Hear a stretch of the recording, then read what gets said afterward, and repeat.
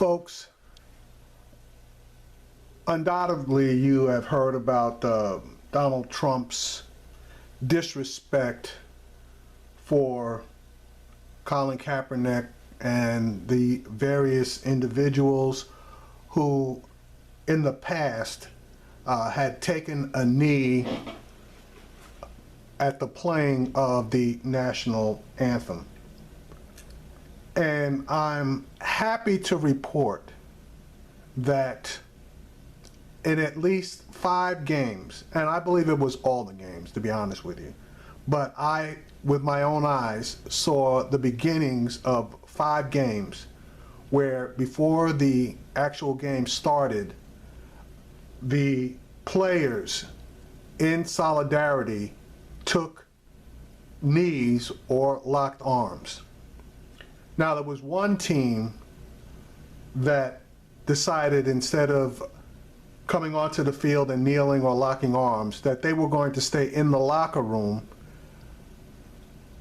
until the national anthem had finished playing. And one of their players, who was a former serviceman, came out onto the runway leading to the locker rooms and did, in fact, put his hand over his heart. He didn't kneel or anything, but he just stood at attention. And you know something, I'm going to be honest with you, I don't even have a problem with that. And I don't think his teammates had a problem with that either, because he had served in the military, and for whatever reason, he felt that that was just something that he needed to do. And again, I don't have a problem with that. The other players on his team, and the team, by the way, was the Pittsburgh Steelers, they couldn't come to a consensus on what they wanted to do.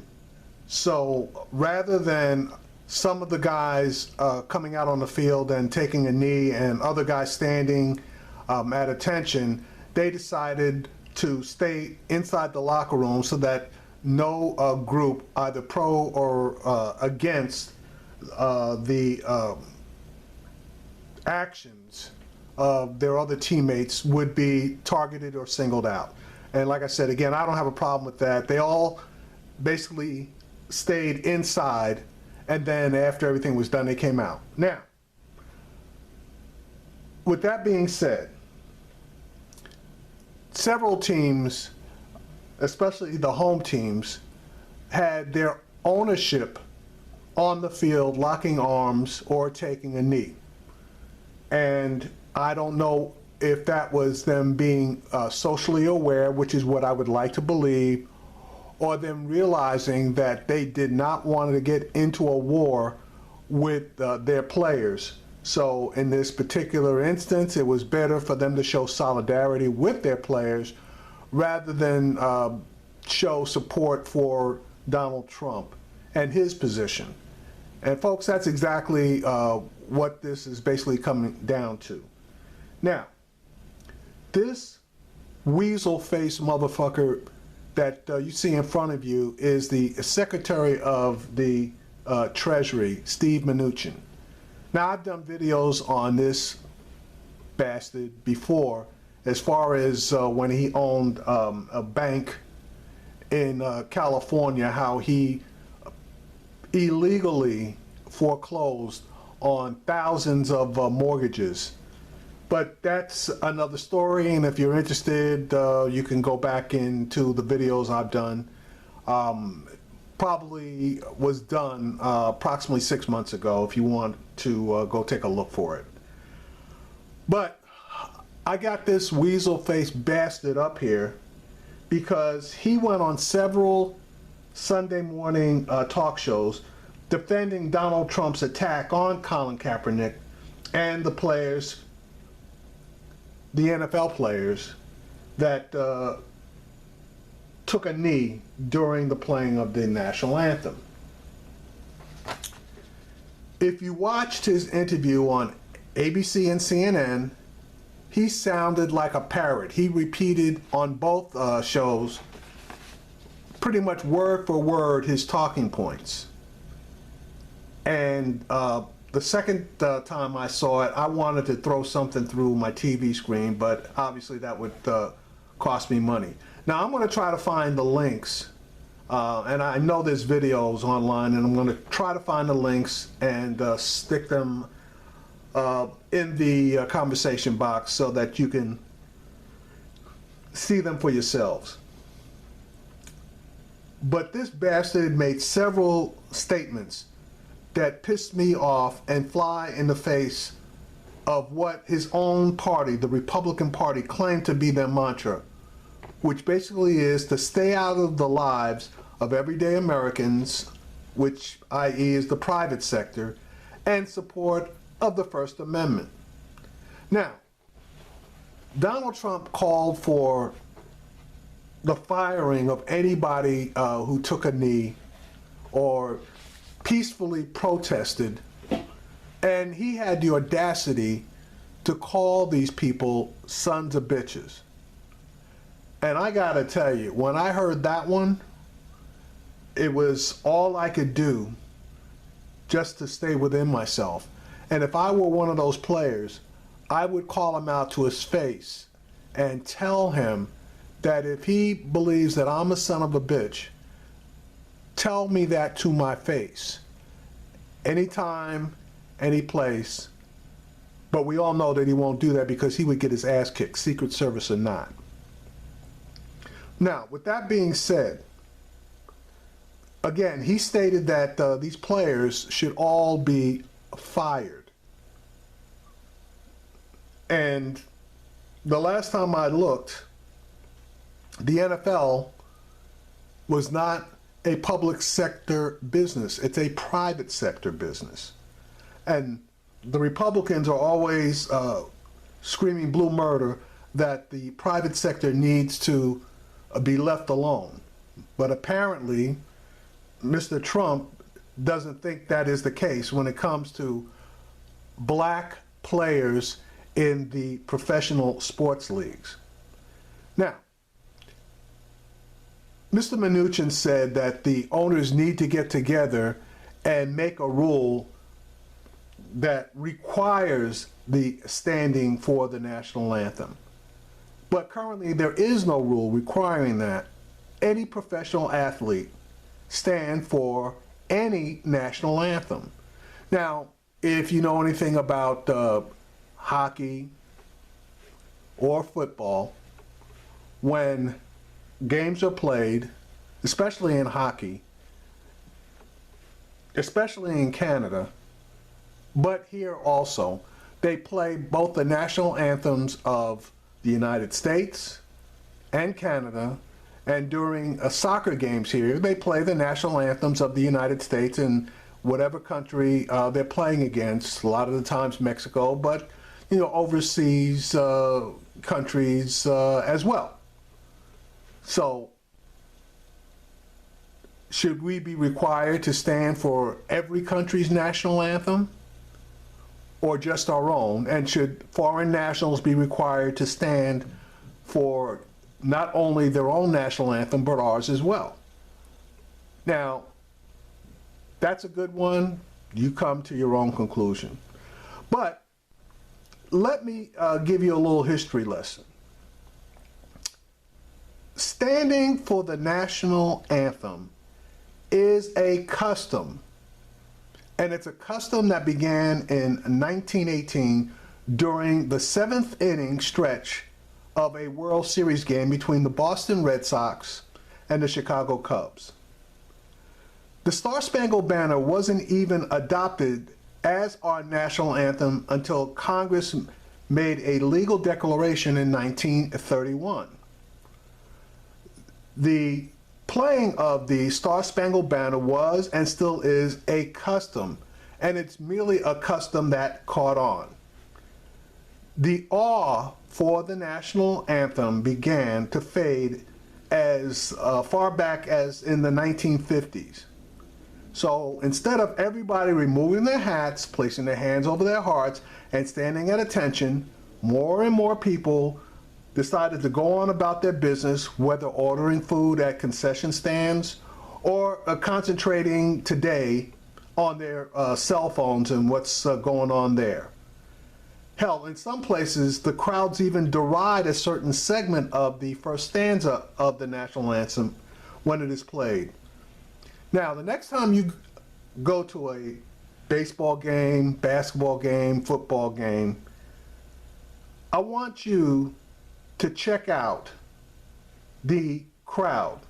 And if the entire crowd is standing at attention, and I'm willing to bet you that there's going to be more enthusiasm, especially at a baseball game, with the crowd yelling "play ball" than anything else. Now,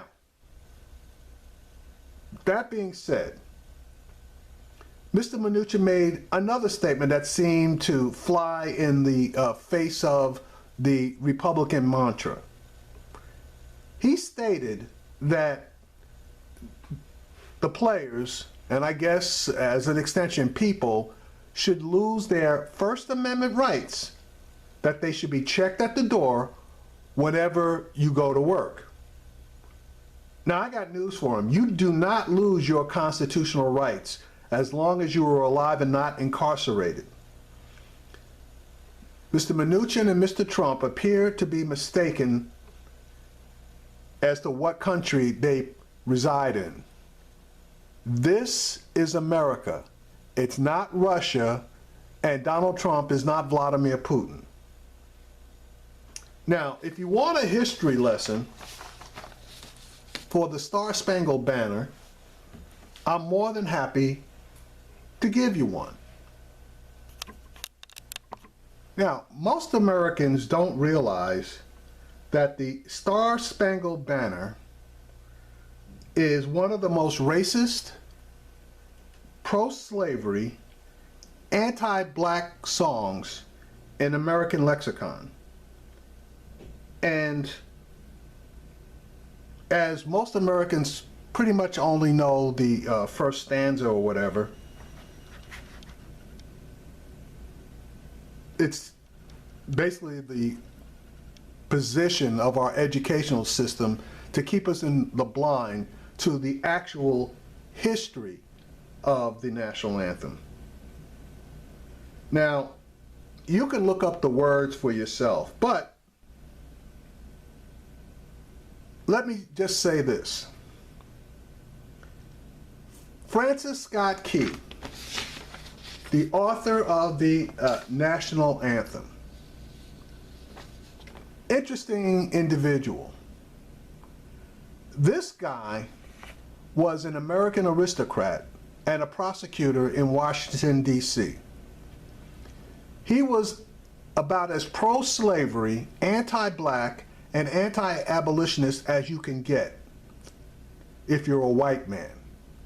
Now, the history of Mr. Scott is that, or actually what we were told in school, was that Francis Scott Key was a prisoner on a British ship during the War of 1812 and wrote this poem, and that's what it was. It wasn't a song originally, it was a poem, while watching the American troops battle back the invading British in Baltimore.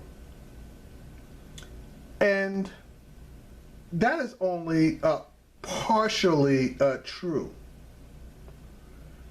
If you really want to understand the full nature of the Star-Spangled Banner, you have to understand that, again, Francis Scott Key had a reason for writing, quote-unquote, this poem.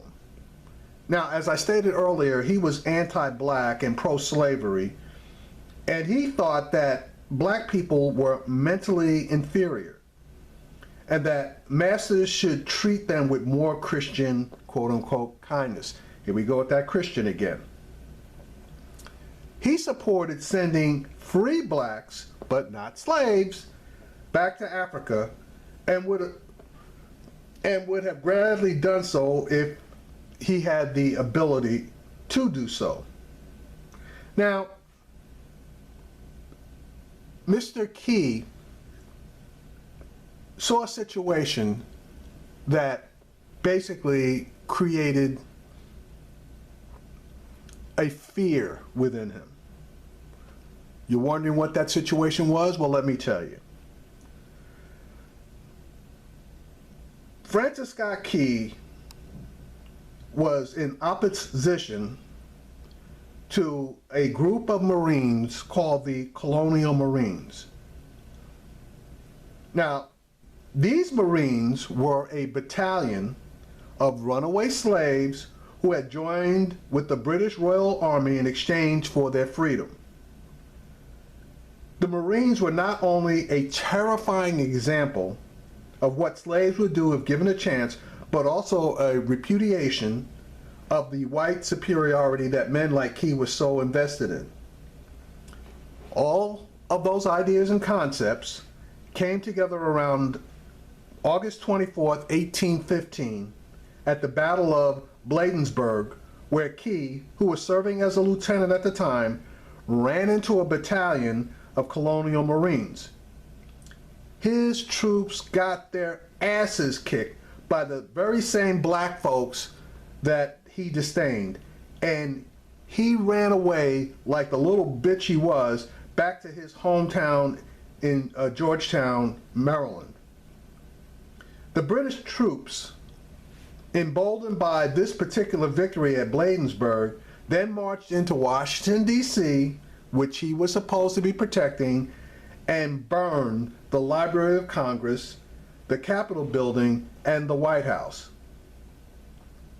Now, you can pretty much imagine how pissed off Key was that his white superior soldiers got their asses handed to them by these supposedly mentally and physically, well, I don't know about physically, but mentally inferior black soldiers.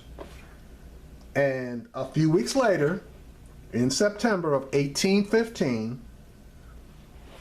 not only was he not a captive, since he had previously run away, but what happened, his buddies got captured by the British, and under a flag of truce, this asshole went on a British boat and begged for the release not of all of his troops, but of just one of his friends, a doctor named William Beans.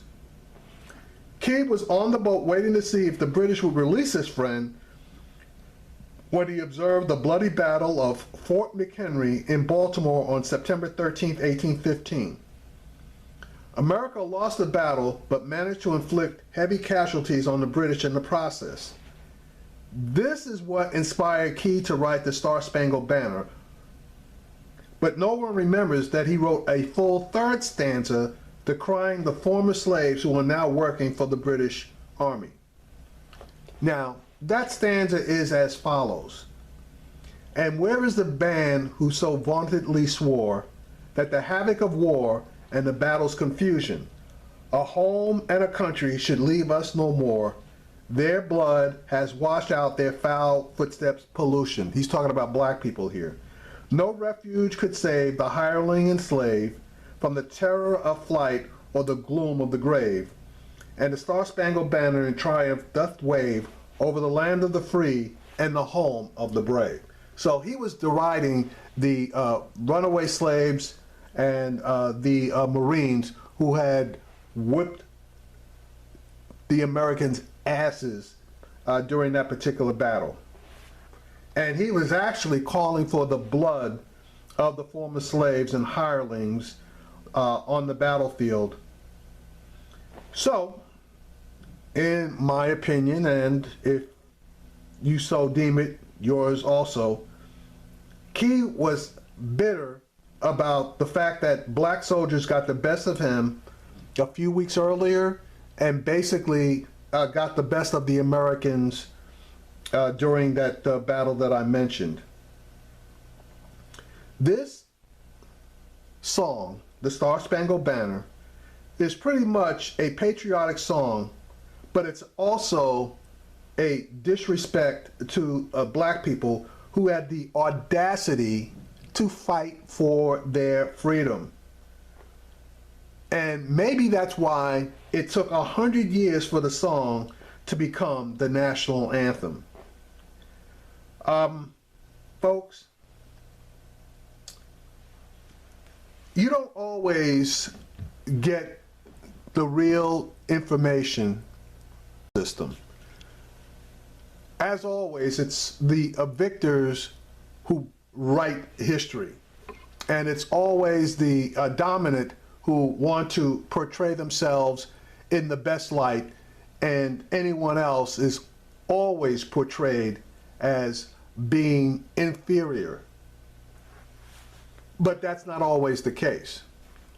Now, Mr. Mnuchin, as with a bunch of the other members of the GOP, always want to make this about disrespect for the flag, disrespect for the military, disrespect for the anthem, disrespect for first responders. Colin Kaepernick was not about any of that. And truth be told, and the truth was told when he had his press conference, he stated that he wasn't against any of those things. He stated that his protest was pure and simple about the inequality of black people when it came to law enforcement and the justice system.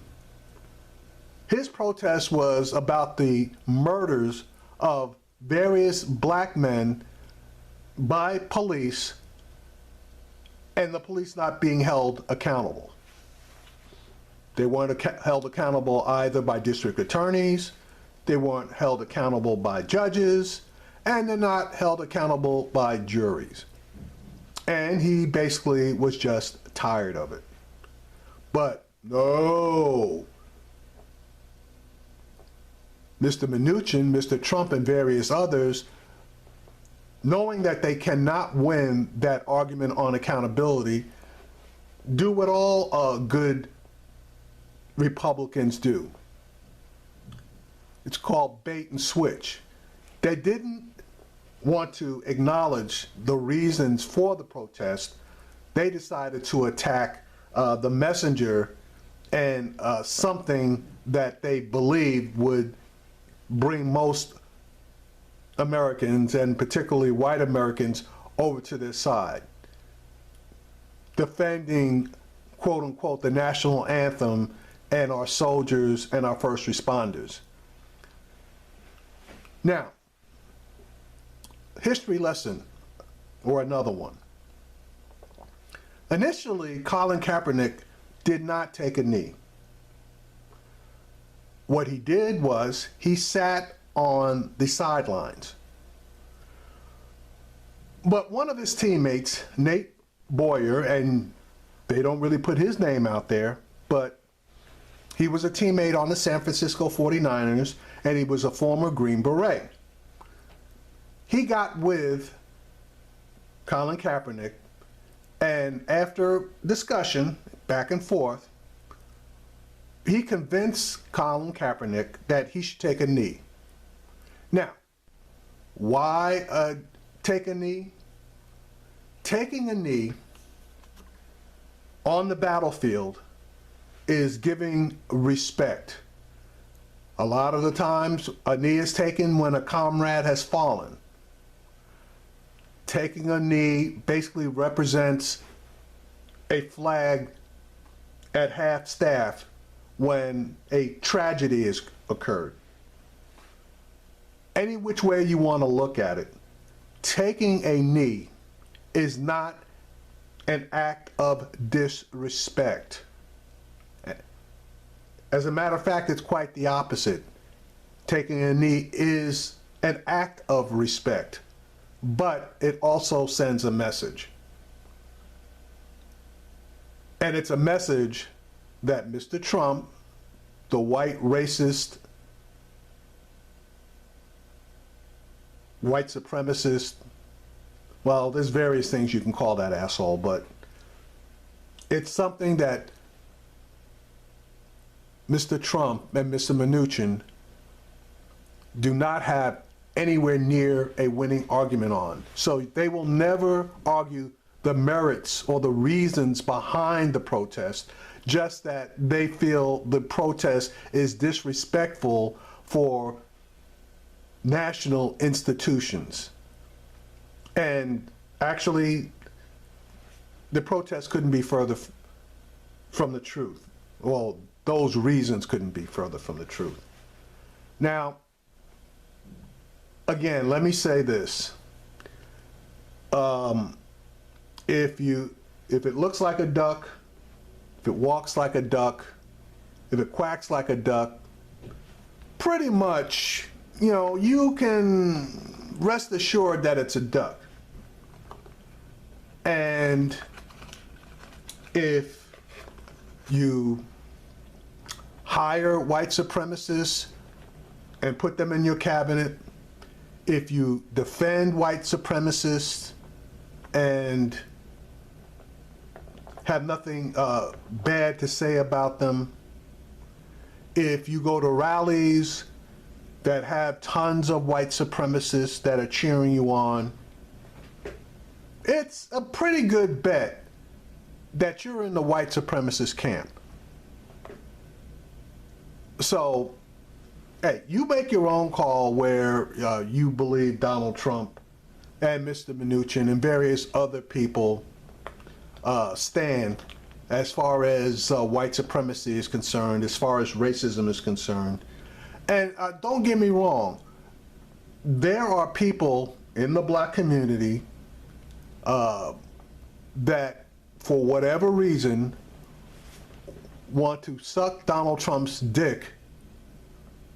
And I'm not just talking about the people that are of the alternate sexual lifestyle. And there are people that I believe we need to ostracize that have skin colors that are lighter or darker than mine, but are melanated. And folks, again, it is what it is.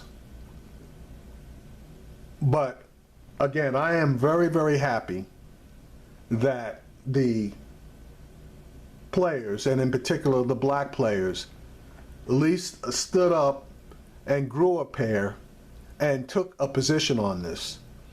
And their unity is forcing people in authority, i.e. owners of professional sports teams, to make a decision. And I'm happy to say that the majority of them in the NFL and also in the NBA have made the decision to fall on the right side of history. Now, there's precedence for this, and I'm going to cite a couple of different names.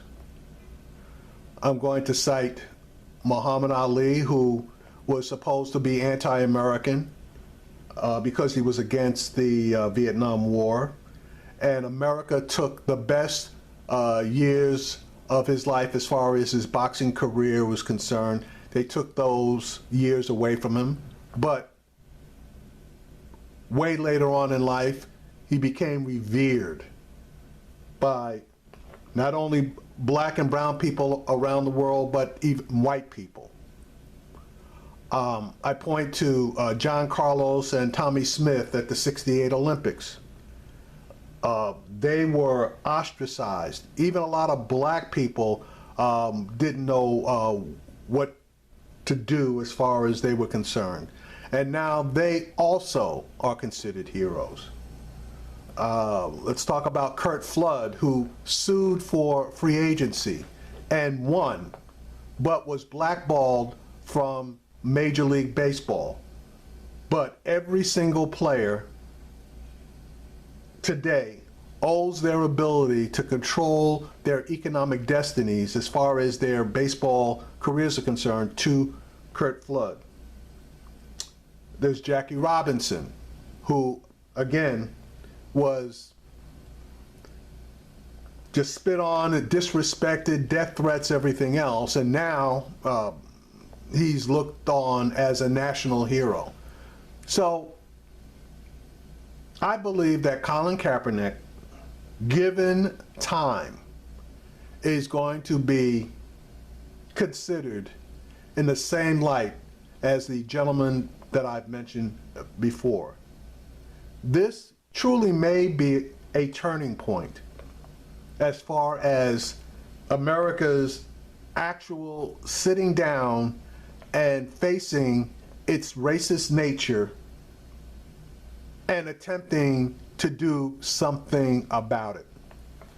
Now, I know the video's long, it's like 30 minutes, and I really don't like making these long videos, but on this particular one, I felt it was necessary only because these bastards will have us chasing our own tails, and they will lie to us, they steal from us, they want to keep us fighting against each other, and it's time for somebody to shine a light on these rat bastards and let them know that just because they have money and they have political power, if the people will open their eyes and stand up and realize that the people need to pull together and against these bitches, we will get a lot further. Both white, brown, and black pulling together. I guess we'll see.